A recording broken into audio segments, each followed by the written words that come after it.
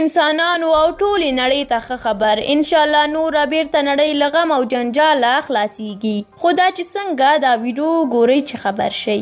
هر کس په ویره ژوند کوي. هغه هم له همدې ویرې چې کرونا نشم، مړ نشم، حالات به مې څنګه شي. او د ټولو سترګې همدې ته دي چې کاش یو داسې څه پیدا شي چې د کرونا کرغېړنه لمن نوره له دنیا ورټوله کړي. نو بالاخره د ډېرو د زړه ارمان پوره شو. نو اوس تازه بریتانیایي روغتیا پالان ادعا کوي چې د کرونا وایرس ناروغۍ لپاره یې تر ټولو لوی پرمختګ ترلاسه کړی دی او داسې درمل یې موندلي دي چې د کرونا ناروغانو ژوند ژغورلی شي.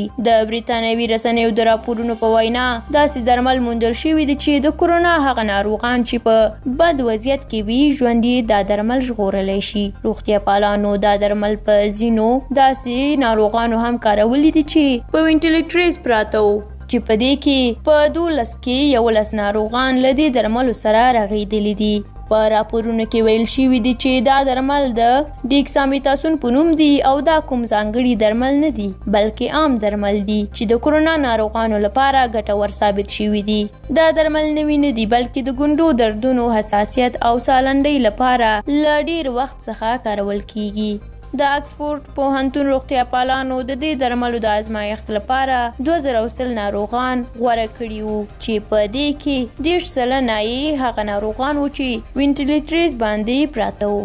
په پایله کې معلومه شوه چې ډیکسامیتاسون په کارولو سره د ناروغانو د مړینې کچه 30% کمه شوه. همداراز هغه ناروغان چې په وینټیلیټریز باندې پراته وو د هغوی د مړینې کچه هم نیمایي راکمه شوه.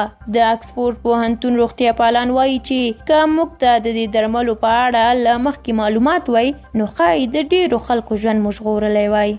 د دغه څېړنیزې ډلې مشر مارټین لینډري وایي چې دا درمل ډېر ارزانه دي او هر ځای کې پیدا کیږي. نوموړی وایي چې روغتونونو ته اجازه ورکړې ده چې دا درمل له نن څخه ناروغانو ته ورکوي.